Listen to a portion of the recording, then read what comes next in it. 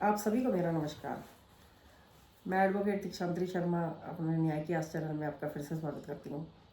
और आज हम वकील साहब से जानकारी लेंगे कि अगर कोई हस्बैंड महिला को मेंटेनेंस नहीं देना चाहता है, तो उस मेंटेनेंस की डिक्लेयर धनराशि को उसको ना देना पड़े, उसके लिए उसके पास क्या क्या बचाव है, किस तरीके से वो मेंटेनेंस की धनराशि देने से बच सकता है।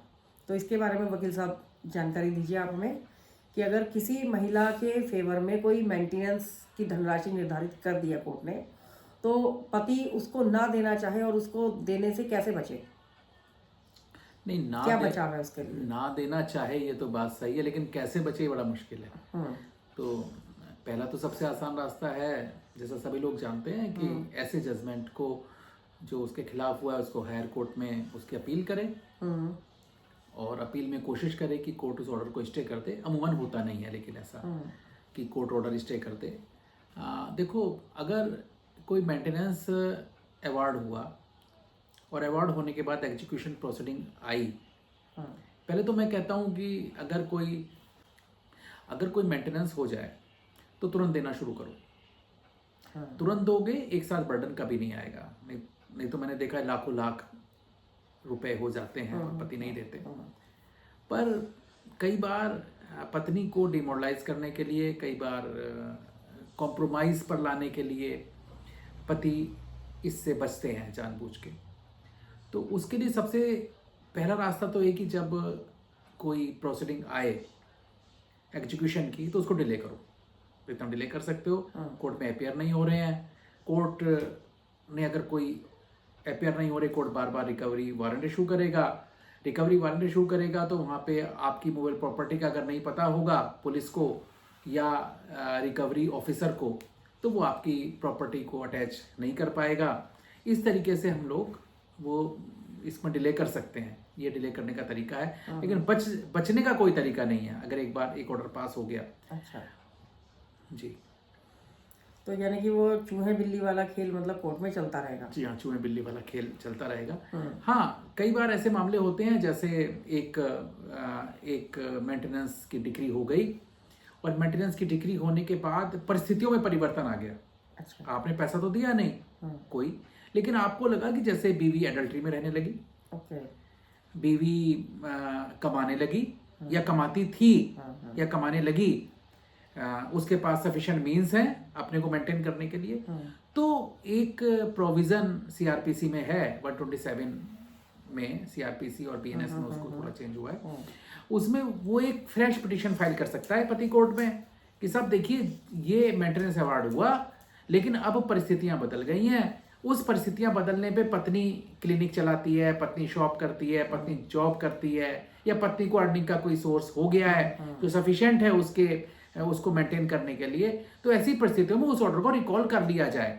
तो एक ये बहुत अच्छा प्रोविजन है जहां कोई पति इस्तेमाल कर सकते हैं और कोर्ट में एक फ्रेश पिटीशन लाके उस ऑर्डर को रिकॉल करा सकते हैं। अच्छा। और वो पूरा का पूरा ऑर्डर भी रिकॉल हो सकता है, ऑर्डर मॉडिफाई भी हो सकता है। और तो उसमें बहुत सारी वाइट पावर्स कोर्ट को हैं। एक सुप्रीम कोर्ट का जजमेंट भी रिसेंटली हम देख रहे थे इस फेवर में कि अगर कोई महिला अपना भरण पोषण करने के लायक है, पढ़ी लिखी महिला है, जॉब करने लायक है, और वो जानबूझ के मेंटेनेंस के लालच में जॉब नहीं कर रही है, तो कोर्ट ने ऐसा आदेश भी पारित किया कि मतलब अगर वो अपनी कैपेबल है अपनी जीविका को चलाने के लिए, तो वो मतलब मेंटेनेंस की हकदार नहीं होगी। ऐसा भी कोई? हाँ, ऐसे जजमेंट तो आते रहते हैं। और एक पतियों के फेवर में तो नहीं, लेकिन पतियों की तरफ थोड़ा सा टिल्ट करता हुआ, एक थोड़ा सा झुकाव लेता हुआ, अभी हाल फिलहाल ऑनरेबल हाई कोर्ट के जस्टिस राजीव लोचन शुक्ला साहब ने एक जजमेंट पास किया इसी मुद्दे पे।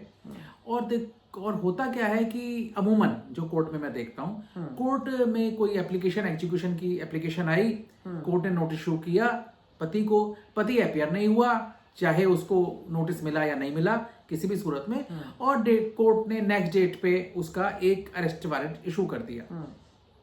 तो ये कोर्ट नहीं कर सकता है। अगर किसी पति के खिलाफ ऐसा कोई मामला बनता है कि कोर्ट अरेस्ट वारंट भी इशू कर दे और रिकवरी वारंट भी इशू कर दे, तो ऐसे मामलों को हाई कोर्ट में चैलेंज किया जा सकता है, और या उसी कोर्ट में एक एप्लीकेशन मूव की जा सकती है कि साहब आपको पावर ही नहीं है अरेस्ट वारंट साथ साथ इशू करने का, आप केवल रिकवरी वारंट इशू कर सकते हैं।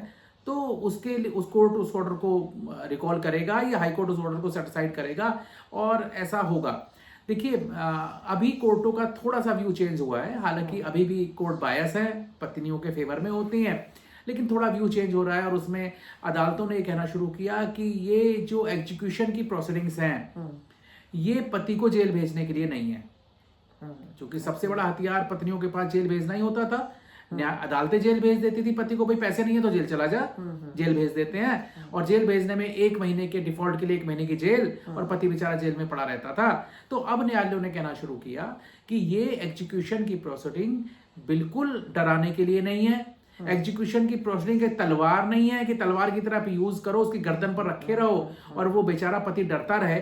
तो एग्जीक्यूशन की प्रोसीडिंग्स में अदालतों को ये अब करना होगा कि एक सबसे पहले जो रिकवरी वारंट इशू करेंगे, 421 सीआरपीसी में एक प्रोविजन होता था जो शायद अब 447 बीएनएस हो गया है, उसमें लेवी ऑफ फाइन्स को रिकवर करने का जो तरीका है वही तरीका अपनाना होगा अदालतों को। ऐसा नहीं है कि आप उसको अरेस्ट करा देंगे। अब लेवी ऑफ फाइन्स कैसे रिकवर होता है, जैसे मूवेबल प्रॉपर्टी है, पत्नी बताएगी जाके कि भाई ये मूवेबल प्रॉपर्टी है, इसको अटैच कर लो, पत्नी बताएगी जाके कि मूवेबल प्रॉपर्टी है, इसको अटैच कर लो, तो फिर कोर्ट कंसर्न डीएम को, कंसर्न ऑफिसर को, रिकवरी ऑफिसर को एक आदेश देगा कि भाई इसकी ये प्रॉपर्टी है, इसको अटैच करके आप हमारे पास भेजिए। तो ये सब तरीके हैं पतियों को जेल से बचने के, कि अब न्यायालय पतियों को सीधे जेल नहीं भेज पाएंगी और ना ही जेल भेजना चाहिए, और ऐसा कोई आदेश करते हैं तो वो सब सेटिसाइड होते हैं। ये तरीके पतियों से को थोड़ा एजुकेशन प्रोसीडिंग को डिले करने के हैं और बचने के हैं। हालांकि मेरी फिर भी राय है सभी से कि अगर किसी पति के पक्ष में ऐसा कोई निर्णय ना आए, उसके खिलाफ ऐसा कोई आदेश आए, तो उसको मेंटेनेंस तुरंत दे देना चाहिए, जिससे कि वो आगे की परेशानियों से बच सके, जिससे मतलब सिंपैथी कोर्ट की कुछ बनी रहे कि हाँ भाई मतलब दे रहा है पति। देखो पहले तो मैं यही कहता हूँ, जैसे ही कोई मेंटेनेंस की प्रोसीडिंग्स किसी पति के खिलाफ आ जाती हैं, तो उसके बच्चे या उसकी पत्नी मांगती है उससे मेंटेनेंस, तो वॉलंटरी कोर्ट में कह देना चाहिए कि भाई मैं इतना कमाता हूँ, ये मेरे हैं और मैं इतना पैसा दे सकता हूँ। तो एक तो आप वो उसको फिर अदालत की सिंपैथी मिलेगी, दूसरा वो जैसे चूंकि डेट ऑफ एप्लीकेशन से मेंटेनेंस अवार्ड होता है, तो उस प्रोसीडिंग को डिले ना करें, मेंटेनेंस की प्रोसीडिंग को डिले नहीं करे ना चाहिए किसी पति को, क्योंकि आज भी होना है और 5 साल बाद भी होना है, और 5 साल का इकट्ठा हो जाएगा। तो बेहतर है कि जल्दी से प्रोसीडिंग को खत्म कराए। बहुत लंबी चौड़ी ये प्रोसीडिंग होती नहीं है, एक सबरी प्रोसीडिंग्स होती हैं, और अगर लंबी प्रोसीडिंग चल भी रही है तो वो पति हर महीने एक अमाउंट जो उसको एक्सपेक्टेड हो उस अमाउंट को अलग रखना शुरू कर दे, बैंक अकाउंट में जमा करना शुरू कर दे, जिससे कि जब एक साथ पता लगे तो उस पर वजन ना पड़े, उसको जोर ना पड़े, तो वो देता रहे। ये सब तरीके हैं छोटे छोटे अदालतों से में एक मेंटेनेंस के प्रोसीडिंग्स को बोझ अपने सिर पर लाने से बचने के लिए। लगता है एक हस्बैंड को कि भाई शादी करके क्या गुनाह कर दिया है, एक एक्सटॉर्शन मनी की तरह मतलब इसको इस्तेमाल किया जाता है। जैसे एक पत्नी जो है एक एक्सटॉर्शन मनी पति से मतलब हासिल करने की भूमिका बनाती रहती है और कोर्ट के अंदर नए नए मुकदमे फाइल करती रहती है। बिल्कुल आप सही कह रही है, एक्सटॉर्शन ही है।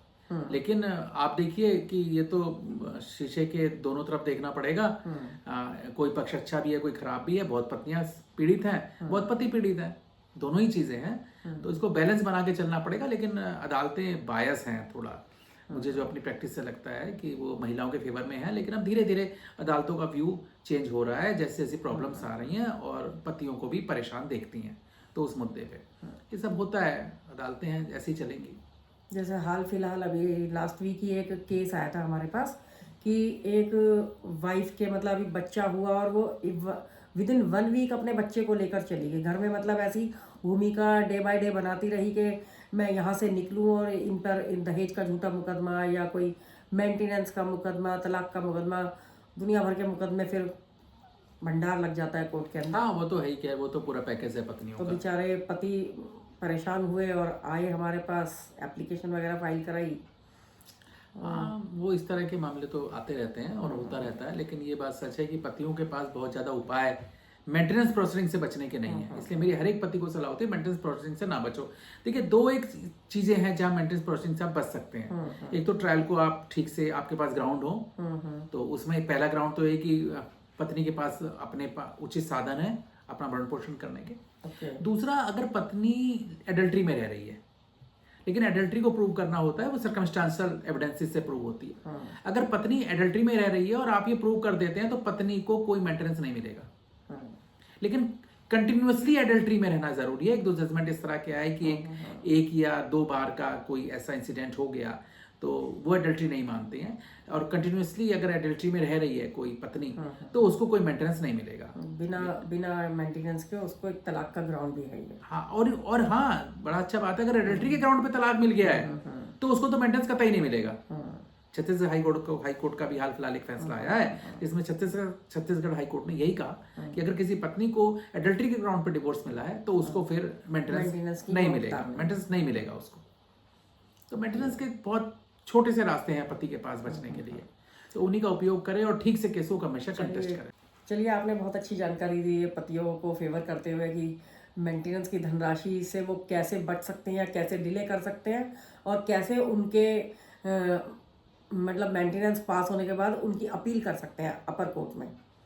ठीक है वकील साहब, आप इन सभी जानकारी को आप ऐसे ही देखते रहिए, लाइक एंड सब्सक्राइब करते रहिए हमारे चैनल को, जिससे आपको कानून की अपनी जानकारी मिलती रहे।